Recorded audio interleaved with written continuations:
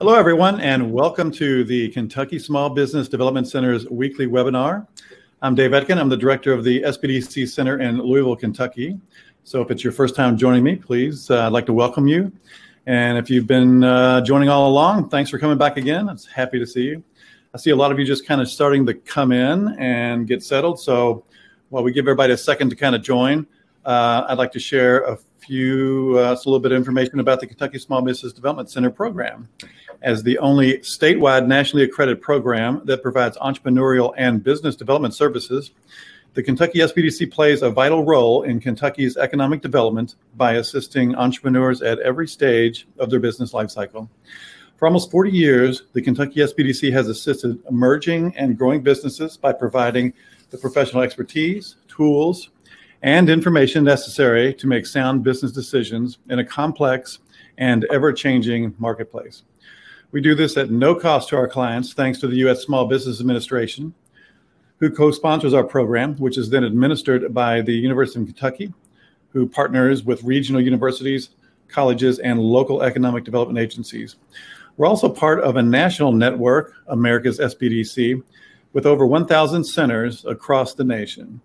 To learn more about the Kentucky SBDC, you can visit KentuckySBDC.com. There you'll find additional resources to help start, fund, and grow your business. And if you'd like to request personal assistance, please send us an email at info@KentuckySBDC.com or give us a call at 1-888-475-7232. So if you look to the right of your screen, you'll find the chat feature. If you have any questions for our presenter, you can post them here. We'll answer them at the end of the presentation. And just to test everything's working and you can hear me and you can see our screen, just do me a favor and say hello and tell me where you're joining us from. It's always kind of cool to see where everybody's at today. So hello, Andrea and MJ. See you every week. Good to see you again. Suzanne, nice to see you. All right. Again, I'm Dave Etkin. I'm the director here in Louisville. We're one of 13 centers throughout the Commonwealth of Kentucky. And just because I know you're interested, a recording of today's webinar will be emailed to you this afternoon. Today we've got a great guest, and it's something that I've been quite interested in, and especially in the world of marketing, about how to kind of push your marketing DNA through your whole organization. And most folks, me included, sometimes get kind of tactical and start putting things together that might not mesh. But those companies and marketing professionals that do the best seem to be the ones that can kind of inculcate that message throughout the organization, so it kind of lives everywhere. So I'd like to introduce Johnny Molson, who is a marketing consultant strategist. He does work all over the world. I think you're in Springfield, Illinois today. That's correct. And Johnny's got a cool background in market copy. He's worked in all kinds of different industries, but you most famously have been doing commercials and work in radio and things like that. So with that, I'd like to welcome you, Johnny, and let's get started and talk about marketing. Yeah, and how do we align these things? How do we take these things that might be going in various different directions and get them, as you say? I think you teed it up real nicely, Dave. The idea of pushing that DNA all the way through the company and to the consumer or the potential consumer. Our company, Wizard of Ads, is based in Austin, Texas, and we have offices in 6 different countries now. There are about 60 or so partners around the world, and we primarily work with, and honestly almost exclusively work with, owner-operated companies, and they retain us for marketing consultation and also writing and sometimes the production of their ads in various media. So everything from a billboard to a radio ad to things on online and some of the digital functions as well. And we have an interesting way of operating in that our fees are tied to the business's growth. So in other words, if I'm consulting somebody and next year they go up 10%, then my fees go up 10%. And should they go down, mine goes down too. So there's a really tight interest here for both parties to do what works, and not just what we like and not just what our favorite thing is, but what is the thing that's going to work. And that's what we really hang our hat on. We're very media agnostic when it comes to that choice. Don't care which one we use. We can use, a blimp and a trailer behind an airplane. If it works, that's what we're going to do. So that's just a little bit about the company. Now, if you look at my business card, it will say marketing consultant. And if I'm ever at an event, if we're ever allowed to go to events again, and I tell people I'm a marketing consultant, the first thing they often say is, "Oh, that's interesting. What kind of marketing do you do?" And my answer is always, I do marketing. And there's just one thing, it's marketing. I know what they're asking. I mean, I understand what they're asking. They want to know, do I do graphic design? Am I in the digital space? Is it direct mail? And all of those things are ways you advertise. As Dave just said, it's the tactical stuff. And while marketing has advertising components in it, marketing and advertising aren't the same thing. Some of that is our industry's fault. We use the words interchangeably, like you're saying yams and sweet potatoes, or Yeti and Sasquatch, or something like that. But they're not the same thing. Marketing really encompasses a lot more than just advertising. Advertising is a part of marketing, but marketing is not advertising. So what is marketing? It's all this stuff. It's your pricing strategy. Are your bathrooms clean? It's your blog posts. It's, is your receptionist friendly? Can I find you easily on Google? How does your staff present themselves when they're talking to customers? The financing options you have, the data on your customers that you might be getting, all of those things really do come under the category of marketing. And that's really where this question of alignment comes up, and it's so incredibly important. Because look, sometimes a business will come to me and say, "Hey, I need to do some marketing." And my response is, you're already doing it. I mean, if you've named your business and you've opened a door, you're marketing. It's already happening, whether you want it to or not. As soon as a sign goes up on the side of your building, you are marketing. As soon as you answer the phone, you are marketing. And not to belabor the point, I think it's just important to understand that it touches a lot more than just what your ads look like, feel like, sound like. Advertising is a piece of marketing, but advertising and marketing are not the same thing. That's what made this guy, David Packard, say marketing is too important to be left to the marketing department. That wasn't a dig at marketing. That was David Packard of Hewlett-Packard saying it's everybody's responsibility. There really is no such thing as a marketing department when you really think about it. Every single person, anything that is going to come in contact potentially with a customer is going to be marketing. And so, if you have a frontline staff, for example, I have a client who is in Dallas, and he's a heating and air company, and you'll hear about him later in the presentation. And a lot of time has to be spent on training his staff and how they interact with the customer. Why? Because for a lot of people, that's the only interaction that they're going to get. You'll never really meet. You don't go to the heating and air store and buy heating and air. You make an appointment. A guy comes out, and they install, or they clean, or they do the repair. So that's one person who is carrying all of the marketing for your company. And so it really does touch every little thing. It's not a department. It's really everybody. And you heard me use the word alignment. So what are we aligning? Well, one of the things you're aligning is your ad messaging. And this one sounds simple, but it is one of the most common things that's missed, particularly if you have advertising going through various media and in various spaces.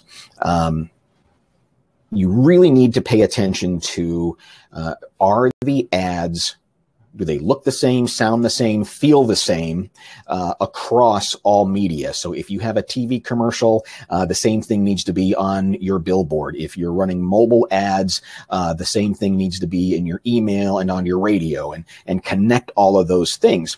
And it happens innocently enough. You know, a lot of businesses might have various vendors who are helping them with things. And so somebody from the radio station says, well, here's a great idea, and let's put that out. Cool, let's do that. And then the digital person says, well, we're going to do this and put this offer out here. Cool, do that. And so these things start to go in different directions. And that may feel like the right thing to do, but in fact, you're limiting yourself. When you get all these things rowing in the same direction, and so that they make sense across all of the advertising platforms that you're doing, that's really when you see the power of your advertising. So make it a point to look at all of your ad messaging, and does it have that element? Does it sound the same, feel the same, look the same, messaging the same, words, phrases, and the like. We'll talk a little more about brand codes and things like that a little bit later. We're also aligning the customer experience.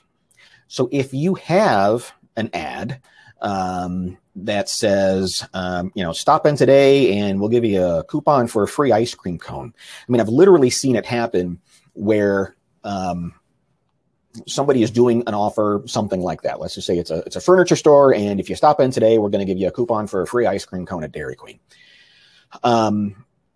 And they end their campaign frustrated, saying, well, nobody came in and asked for the coupon. No. Give it to them. Don't make them go through hoops. When they come to you, they should experience what you told them they're going to experience. And it should, again, I should be able to hear echoes of the messaging that you've put out there. I should sense them in the way your staff interacts and the way you keep promises, and all those things that are connected. That's the thing that we're talking about when the customer experience is aligned with your advertising. And look, that's not the only aspect of customer experience. Entire books and courses are written on just good customer service, and how do you get to that Ritz-Carlton or Disneyland kind of a pinnacle? I mean, if those are really the pinnacles of great customer service, how do you emulate that? How do you get there? And how do you give your customers that feeling that's so positive that they want to tell everybody else? One of the worst things, if you're a restaurant owner, that you can hear, hey, how was your meal tonight? Fine, right? You don't know. You don't know what that is. Is that good? Is it bad? Is it mediocre? Is it meh? And so obviously every company wants to do better than fine, and they want it to be so remarkable that you come back and be a repeat customer. So that aspect of customer experience is important as well. And we're aligning the company culture.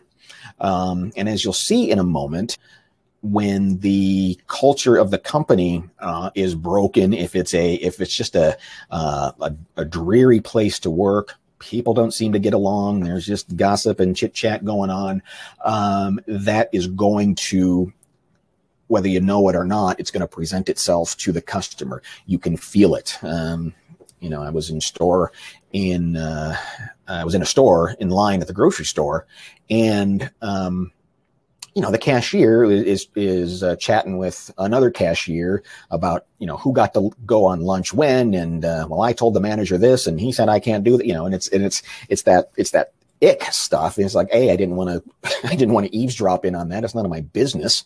But there it was right in front of me. And so that really spoke to the culture of that store, and getting that in alignment is going to be key. So it wouldn't be a presentation without a Venn diagram. So I've got one here for you. So what is the big deal? Why is this so important? Why have I spent the last 10, 15 minutes really hammering on that? Well, let's look at the three things that we just talked about: ad messaging, customer experience, and company culture. If your ad messaging and your culture are good, in other words, you're bringing customers to you, and they have, and your customer is, happy. They said fine, everything is good. You're going to end up with no repeat business. It's going to be really slow, because they go, all right, well, that was a thing. I got the commodity that I was looking for. Wasn't broken, wasn't spectacular. It was just, good. So when you have those two things in a line and not the customer experience, if they have a bad customer experience, well, your repeat customer is going to dwindle, because they went in there once and it was an unpleasant experience, or you overheard the cashier arguing with another cashier, and you go, ew, I don't like this place. When those things are in a line, you're not going to get your repeat customer. What if we align the customer experience and the company culture? Those things are good, and they're running like a machine, but your ad messaging isn't right, and it's not in alignment. Well, that means you're going to get slow growth. You're not inviting people into your business. So it doesn't mean you won't have success. It's just going to go slower, because you're not extending a hand and saying, come on in and do business with us. So when you have culture and experience in alignment, but not your ad messaging, that's going to impact how quickly you do or don't grow. And finally, if your ad messaging and customer experience are in alignment, I came to your store, I found what you said I would find, I had the experience I thought I'd have, and more, but something's going on behind the scenes. The company culture is broken. You're going to end up with high turnover. That becomes, truly becomes a marketing issue. If I come to your store or your business, and oh my gosh, here's a different person, and oh my gosh, here's a different person, or you have to train people. It really starts to weigh the business down. So I hope you can kind of see how when you get these three things in alignment with each other, that's really the thing that makes this work. When you have a strong company culture, when you're giving such incredible service that they can't help but talk about you, and your ad messaging is inviting them in a motivated way, that's when you start to really see exponential growth. That's been our experience in our firm. And so while we talk a lot about advertising and messages and words, we spend an equal amount of time with a lot of businesses saying, how is your team doing? What can we do to help them? Or what can you offer that will get them engaged and make them a believer? They've got to believe what you believe in order to you point them up the hill and they go. So we spend an equal amount of time on that, and I'll show you how we do this. But first, here's a great quote from Kelleher. He says, "I can teach you the secret to running this airline in 30 seconds. This is it. We are the low-fare airline. Once you understand that fact, you can make any decision as well as I can." And he wasn't being modest. He was being serious. That was the anchor that holds Southwest Airlines together. So everything had to be measured against, we are the low-fare airline. So, and he's told this, and he would tell this story. He passed away a couple of years ago. He would tell the story that his wealthy friends might come to him and say, "Herb, I love your airline, But you know, I'm a first class kind of guy. Put some first class seats in there, and I'll fly you any day. And he had to say, no, I'm sorry, we're not the airline for you then. Okay. We are the low fare airline. So it would be contradictory to that statement if there's also a first class level, because you've been telling people that you're here, but there's also this here. It's in conflict with itself. So anything that was going to, any decision that would have or could have affected the price of the ticket to cause them to no longer be the low fare airline was gone. And anything that would help that stayed in. It was as simple, but also as complicated as that, because it has its own barriers and guardrails, right? If you are cutting hair and, your haircuts are $18 and you've got good customers and you like them, and somebody comes along and says, well, I can do haircuts for $6. Well, the haircut for $18 place has a choice. They can try to lower their price to $5. They can try to say, well, that place isn't as good, or that, but what they ought do is stay the path and say, we fix $6 haircuts. That would be the play that the $18 place would say, because it's not sacrificing their principles, right? It's not going against what they stand for. If you're the high class elite place, then you be that. And if people go, well, you're too expensive for me, then they're just not your customer. And you have to be willing to sacrifice on one side in order to make something stronger on the other side. Okay, here is how we do this. What I'd like you to do is get out a pen and paper, if you don't have one already, and you're going to write down 10 true sentences about your company that tell me why I should choose you. So think about things like your products, the processes, your warranties, the pricing, training, the history, the personality. Any of those things might count toward this. And I'm only going to give you 3 minutes because I don't want you to overthink of this. If I give you too much time, then your brain starts to lock up and going, oh, that's not a very good one. Just write down 10 true sentences, and if you get to 10 and you want to go to 20, then go to 20. But do at least 10 that tell me why I should choose you. And I'll give you 3 minutes to do that.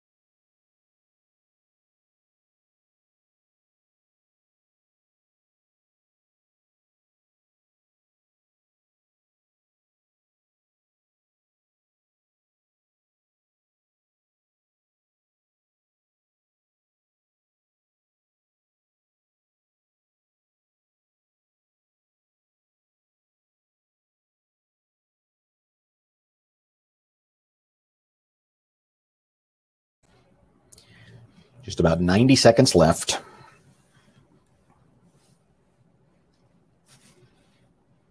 Looking for things that go beyond just we give good service or we're friendly people. Products, processes, procedures, that kind of thing.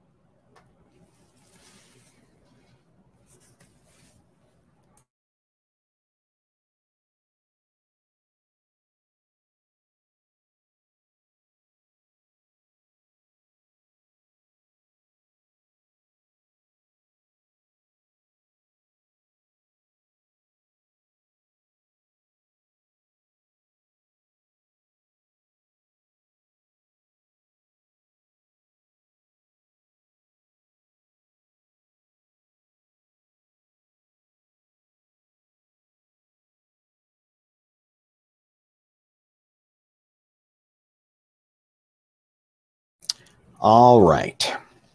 What I'm going to do is open a chat box here, and I know there's a little bit of a delay, but if you want to share any of the things that you came up with, these reasons that you, want to tell me why to do business with you, that would convince me. If you want to just put those in the chat, we'll see if any pop up. Alan says hello. Good to see you again, sir. We spoke a few weeks ago.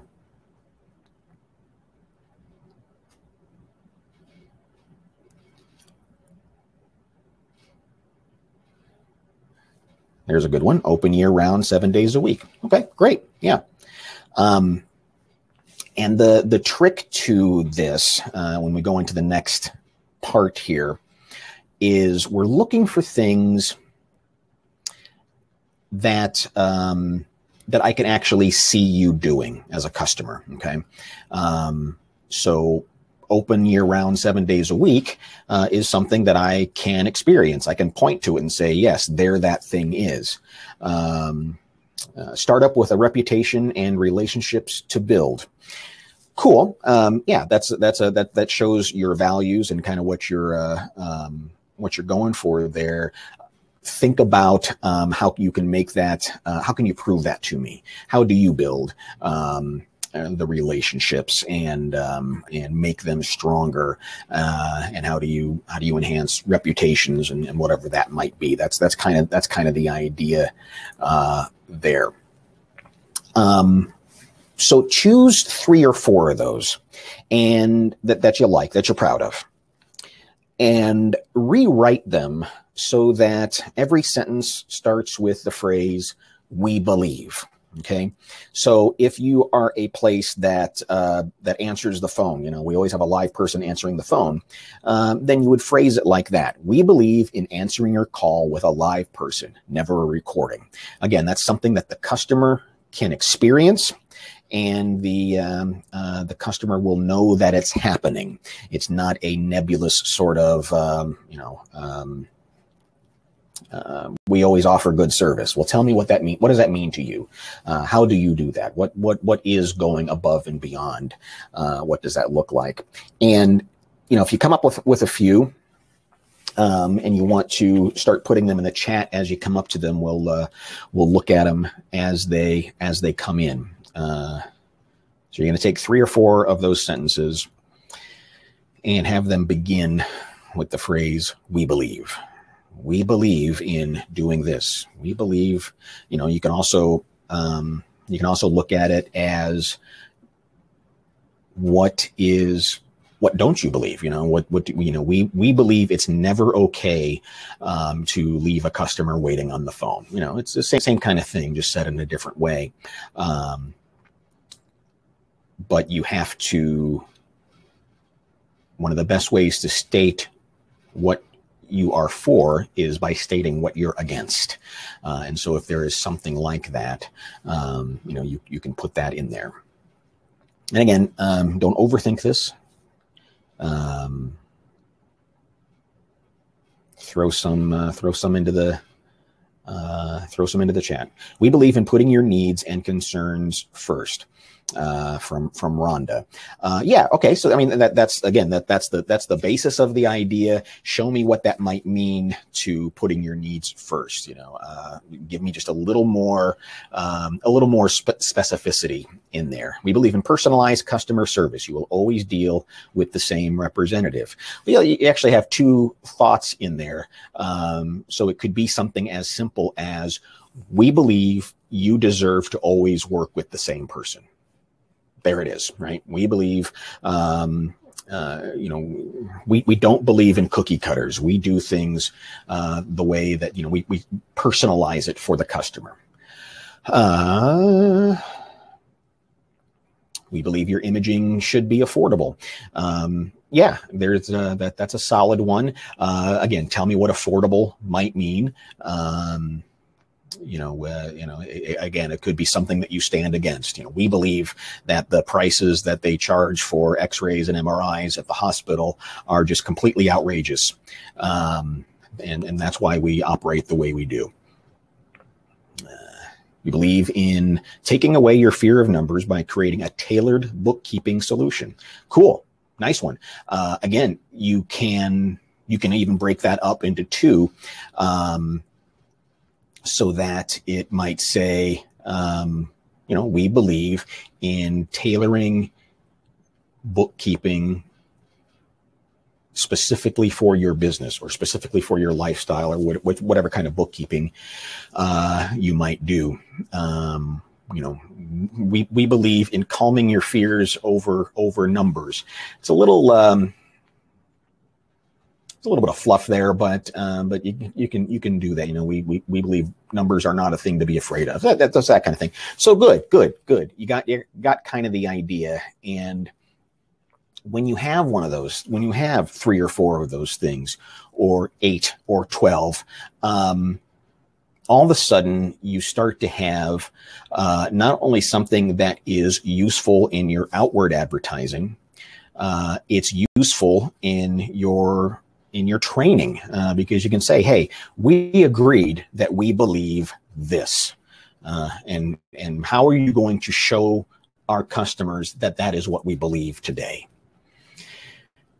And how it affects the company culture is you now know who to hire and who not to hire, right? If they're not a believer, that's why we use the word we believe. If they don't believe what you believe, it's not going to work. And some of this might sound familiar if you've seen the Simon Sinek video on Start With Why. A lot of times people gravitate to the word why. You tell people why you do what you do. But what he actually says, what Simon Sinek will say is people don't follow you because of what you do. They follow you because of what you believe. And if they believe what you believe, then you've got a tight customer relationship. You've got a tight employee-employer relationship. All right. So here's an example. This is On Time Experts, heating and air place down in Dallas. We have a knowledgeable staff. Well, how can you twist that around? We believe 3 days a week training makes us the best AC, heating, and plumbing experts on the planet. There's some specificity to that, and how you can enhance that sort of thing. If people say, hey, we take extra precautions to make sure we don't leave a mess, what they actually say is, we believe in spotless uniforms and trucks and always smelling great. So again, there's something that the customer can experience, but you can also use internally to draw that golden thread from what you believe in your business to what the customer is going to experience. So if they ever look in a truck and there's tools all over the place and insulation is clearing up, so you pull them aside and you say, hey, remember, we believe in spotless uniforms and trucks. So you got to clean this thing up before the customer sees it. We agreed to that, right? You believe what I believe, and that's how you start to build some tangible things that a customer might be able to see. We have a friendly, helpful staff. How about this one? We believe broccoli is good for you, but pizza tastes better. What the heck is that doing in there? It's showing some personality. It's showing some fun. It's showing that these are not just stiff, boring mechanics, but you're going to enjoy talking to these people. It shows a certain humanity. If you can throw one of those in your list of we believe statements, I think it's really, really strong. We have prompt, reliable service. Kind of boring. We believe in showing up on time or your repair is free. It's a pretty bold statement. But the company is called On Time Experts, so they had better be on time. It's in their name. And the way they prove that is, and they do it. They literally will do it. Miss Henderson, I'm sorry. We said we'd be here at 2 o'clock. Here it is 2:30. I'm going to go ahead and repair your air conditioning, but there won't be a charge because we believe showing up on time is that important. And if we can't do it, then your repair is free. Now, Randy, who owns the company, is able to say, hey, we gave away 3 free repairs last week. That's good that you kept our promise, but why did that happen? And you can start to break down why, where the problems might be in some of the weak spots, and fix it. But it's a heck of a bold statement. And I'll tell you, we've even gone as far as making ads out of the times that he's failed. Okay. So if you go on the radio or on a billboard or on a digital blog post or whatever, and say, here's what happened yesterday. We were on our way to Mrs. Henderson's house, and a cement truck rolled over, and we were a half hour late. Not my fault, not her fault, but you know what? We say we're always on time. We gave Miss Henderson a free repair. Now you've really got some strong stuff to hold on to, and it's unmistakable. We have prompt, reliable service is something that any business can say. We believe in showing up on time, or your repair is free, is something only one business will say, or can say, or is brave enough to say, and that's why it becomes such an important and such a powerful marketing tool. So you get all these things in alignment, your messaging, your customer experience, your company culture, and that's when you start to see this exponential growth. So that kind of thing shows up in everything we do, the customer experience, the company culture, and in the ads. And one of the things you want to take some time doing is identify your brand codes. Every brand, every business has codes, things that let me know that it's you, your colors, your guarantees, shapes, fonts, styles, the language you say. Randy doesn't do tune-ups, he does revitalizers, okay? So that's their language. The slogans, just a general attitude. These things are called brand codes. And when you've identified what they are, and you make a list of what they are, use them relentlessly, consistently, obsessively. You cannot overdo it. I have to know it's you. Okay. Because as a customer, there's a lot going on. I got other things happening in my life. I don't have time to remember, oh yeah, that's the business that does that. I need to know that it's you in your advertising, so that if let's say I hear something on the radio and I go to your website, those two things have to connect, so that I feel confident that I'm in the right place. Okay. Because I'm not necessarily going to remember all those things, right? If I don't remember the name and I say, oh yeah, who's the AC place that always promises that they're going to be on time? Okay. Now I've made the connection. It is you. It's real easy. We call it, that's why that beagle was on those slides there. We call it losing the scent trail. Okay. If at any time one of these things is broken, if your TV ad doesn't match what your email is saying, people lose the scent. Okay, they forget that it's you. So think a lot about your brand codes. Make a list of them, and then you can provide that to your various media providers and say these need to be in everything, and it needs to look like this. And don't ever let anybody say, well, I'm kind of sick of that, or let's do something different. No, that's your color.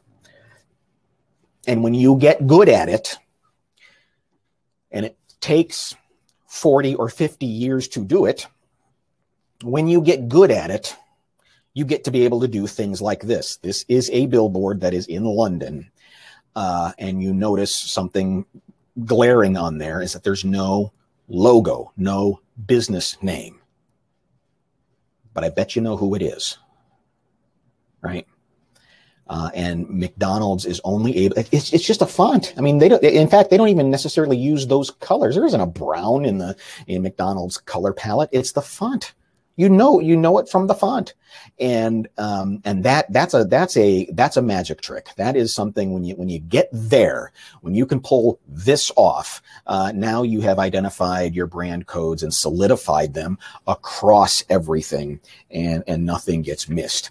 That's not easy to do. That takes time, but that's where we're trying to go. And you can only get there if you unify all of these things.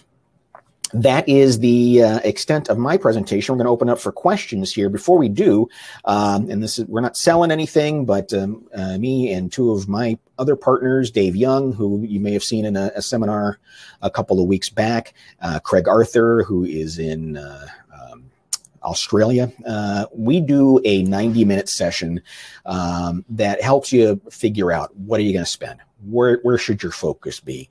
Ideas of things you can say. Again, there's no sales pitch. We enjoy doing that, and it actually makes us, selfishly, it makes us better marketers, because we love having the challenge thrown at us. If you're interested in joining us in one of these, send me an email, johnnymolson@wizardofads.com, and I'll leave that up on the screen if you want to do that. Again, we do them on Wednesdays and Thursdays, usually later in the day, because later in the day is early in the morning down in Australia, and we need Craig to be awake. And we'd love to have you. We enjoy doing it, and I know Alan went through that process a couple of weeks ago. So if you know Alan Rupp, he can tell you all about it. If you have any questions, love to hear from you and see if we can help you out. I hope this made sense. I hope it's helpful. It seems rudimentary, on some levels.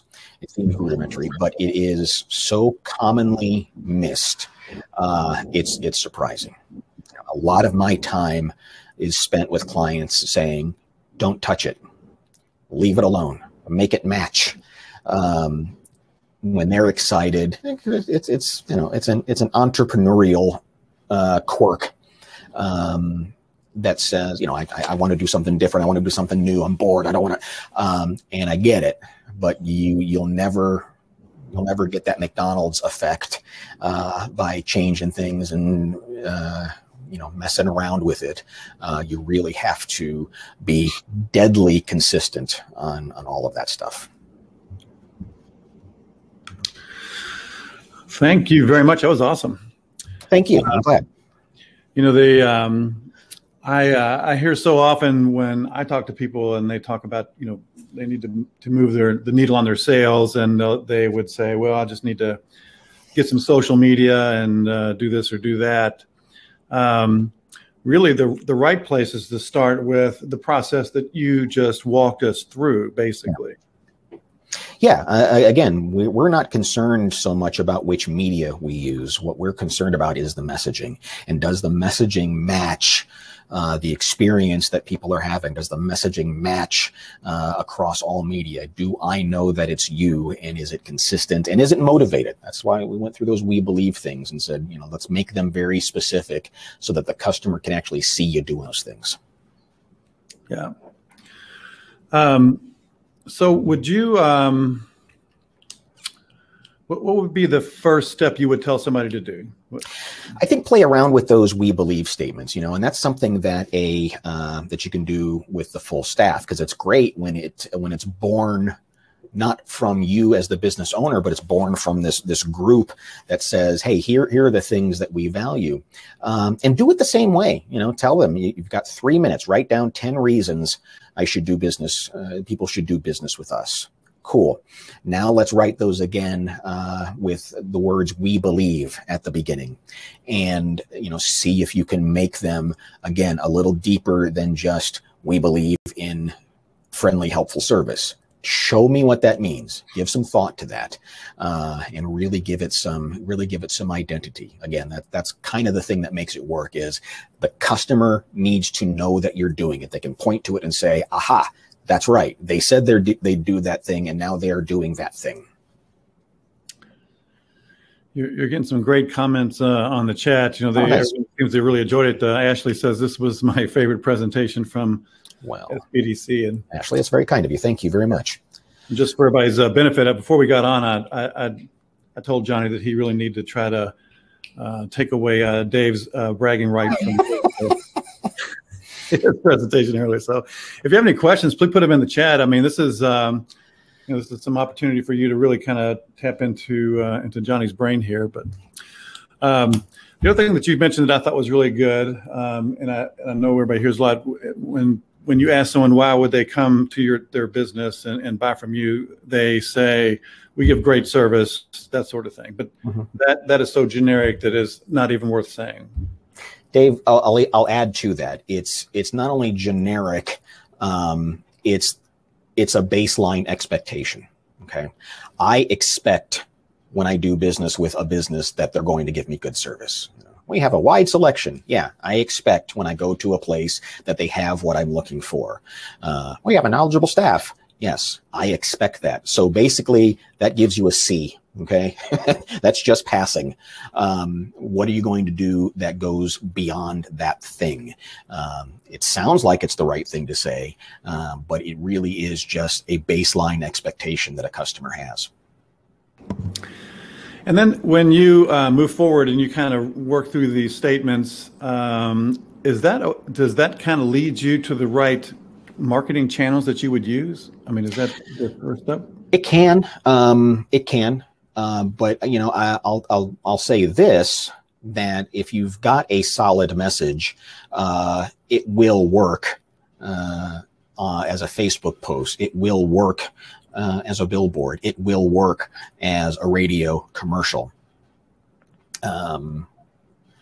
Cynthia asks if I offer employee training sessions. You know, we do that sometimes with our clients so that everybody, particularly when we're doing these "we believe" statements, a lot of times we will explain to the staff, hey, this is why this exists. It's not just a cute thing we say in marketing, but it's actually, it's the stuff that holds up this business. Lisa wants to know, can you change your business colors to one that will be attracted to customers, or should you leave it the same? I am really hesitant to ever change colors and logos. It takes a long time for that stuff to burn in. And, you know, not entirely sure what you might mean by attracted to customers. You know, maybe a more pleasing color palette, or, you know, some people believe green means this and brown means that. I'm not a graphic designer, so I couldn't necessarily answer you that. But you know, if you look at, you know, look at a bottle of Lysol, and it's got that very identifiable L. They've had that since 1908. Okay. Maxwell House has been saying "good to the last drop" since the 30s. And I'm sure marketing people have come and said, let's jazz that up a little bit. No, don't touch it. Leave it alone. Yeah, UPS and brown trucks. That's of course. Yeah. Yes. Let's see here. And I just, you don't see any other questions at the moment. If you have any questions, just kind of pop them in there. If you go to wizardofads.com, there you can see who all the partners are, and there's also a bi-weekly newsletter that you can sign up for. We all write regular articles, and so there's a lot of free information at that website. And I just posted one yesterday that was simply called "Most People Don't Know Most Businesses." And what I mean by that is when you really give it some thought, awareness is usually the challenge that most businesses have, because I know a couple of grocery stores. I know a car dealer or two. I know a plumber. That's plenty for me. I don't need to know other ones. So you have to spend a lot of time building that awareness. It's a real tough part of the marketing funnel that sometimes gets glossed over, and we spend a lot of time on that. You know, we do things, we play the long game. You know, we're branding for the future. We're trying to tell people why they should do business with you before they ever have a need. And that's a different approach than just saying, come in today and save 50% on a mattress. Okay. But why? Why that place? You know, your haircut example was really good, I thought. And I think that, or would you maybe speak to how you take your "we believe" statements and use that as part of your pricing strategy as well? Oh, sure. Yeah. You know, I work with a lot of businesses who coincidentally are also the highest price in their category, and that's okay. And I think pricing communicates something. Okay. It's the old Gibson guitar example that, Gibson was almost going out of business, and they just decided they were going to, put them all out there. And if it's going to cost, I don't know, $800 to buy a Gibson guitar, or whatever the number was. Well, it was a number. It was a number so high. There was some regality, there was some specialness to that number that said, oh, this must be the nicer one. Because it costs so much. So with that being said, if one of your we believe statements is, we believe, I don't know, you get what you pay for, or some iteration of that, don't negate that then by having a sale. We believe this is what it's worth to get this product or service. You can easily undo that by having a sale or putting an offer out there, training people to look for low prices. Does your we believe statement need to be a certain length or a certain amount of words? Rhonda, smaller and punchier is always better. So, some of the examples that we saw there, where I said you can actually make that into two. If you find yourself using the word and, you've got two there. So just keep it to one. Keep it to one singular thought. And yes, the shorter and punchier the words are, the better. Like in the example, we believe in being clean and organized. No, we believe in spotless trucks and uniforms and employees that are smelling great.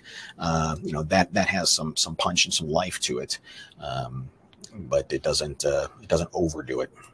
Mm-hmm. It's really easy to get into these kind of fluffy words that we've heard other people use in their advertising, and so you think, well, gosh, maybe that's what I should do. And really, when you can change that, when you can turn it just a little, so that it's not exactly what the potential customers were expecting, that's going to force them to engage. It's going to make the brain go, oh, wait a minute, that's different. I think I need to investigate this. Because if it all looks the same, if it's all just a wall with white paint on it, you get lost and forgotten. So what advice would you give, like the $6 haircut guy? Let's just say he decides he needs to start raising some prices. I mean, how would he tailor that message to do that? Well,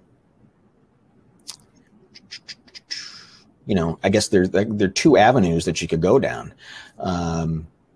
Every category not only has a highest price business, it also has a lowest price business.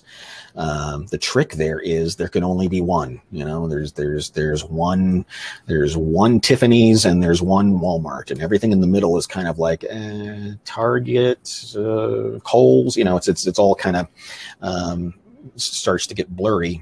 So if you want to go down the path of being the lowest price person, that is dangerous, because you have to keep going down, and it's a hard one to sustain. So if they wanted to raise their prices, yeah, I mean, they're going to have to start. They're going to have to start improving their service. They're going to have to start improving the customer experience. Because if you're selling a commodity, something has to happen that makes me go, actually, this is different. And that's a tough one to do, but an important one to do. If you want to raise prices, you got to raise the value or the perceived value of what the customer is getting. And that word value only exists in the customer's head. You can't tell them or make them know what the value is. It's what they believe. It's, if I go into a department store, a real nice, classy department store, and a suit is, $1,200. Okay, that's kind of my expectation. If I go into Costco and the suit is $1,200, my response is going to be, come on, Costco, I'm not paying $1,200 for your suit. Give me the $50 one. Mm-hmm. So yeah, it's kind of it makes a difference. It does send a just reading another question here. Yeah. Sends a message. The price sends a message. Mary asks, what's an inexpensive way to research ways to see which copy points might be the most relevant to target customers? We may have several options to consider, but want customer insights on the direction to take. You know, a couple of a really inexpensive way is to maybe focus group it. You know, get 12 people in a room and show them some and see which one might motivate them. You know, that's one inexpensive way to do it. And I think you know, the test though is going to be, is this a motivating word? You know, is this something that's going to drive me to you, or just make me go, oh yeah, it's another place that does that? That's kind of the test. Sample companies that have great customer service reputation, and how did they get there? I mentioned Disney, Ritz-Carlton, Zappos is a great example. Amazon is a great example of people who, and how they got there was a ridiculous obsession with customer service, to the point of, truly, I'm not using the word obsession loosely here. It means everything. Amazon, for example, researched the kind of tape they use on their boxes so that it would hold the box together, but you can easily pop it open when it gets to your house. That's part of the customer experience. If it's all that, you know, UPS tape that's hard to cut through, that frustrates people, because Amazon is so crazy obsessed about their customer service that it mattered what kind of tape they used on their box, and that's how they got there. It's a big job. Let me see what else. Zappos, Nordstrom's is a great example of top customer, and there's books written on all these companies. It shows you how they got there. Mm-hmm. So I guess just that someone that really wants to obsess or try to work with their own company, I mean, that's where like Amazon spent a lot of time getting customer feedback and really engaging with their customers at all points of the whole customer journey. And Bezos is never done. You know, he will always find another way to make it easier, pleasurable, you know, whatever.